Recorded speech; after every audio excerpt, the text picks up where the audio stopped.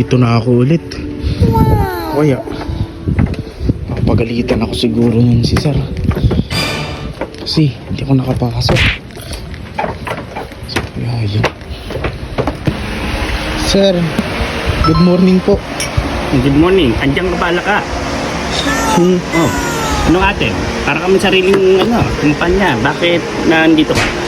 Sir, hindi po ako nakapasok. Parang sinama kasi yung pakiramdam ko ng mga nakakaraang araw. Nakarang araw, tapos ngayon hindi mo pa rin alam kung may sakit ka o meron o wala. Anong klaseng katawan yan?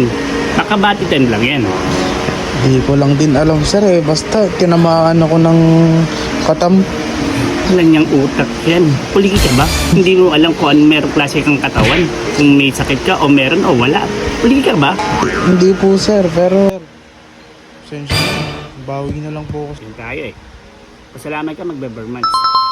Pero kung di magbe-bermans ngayon, boy, malabo ka sa sabaw ng pusit. Bermans ka. Sige po sir. Sir, tanong ko lang po. Kailan po ako papasok ulit? So, bibigyan kita ng pagkakataon. Last chance mo na. Pero kung ganyan pa rin ang style mo, magtayo ka na ng sarili mong kumpanya. Sige, pasok ka bukas o tawagan kita mamaya. Okay lang? Sige po sir. Marami pong salamat. Sige, abala ka eh. Sana marami pang katulad niyo na tao na ganyan nagbibigay ng chance. Ako ang pinakamalupit na nakilala mo sa buong mundo. Ako ang pinakamalupit na nakakilala mo.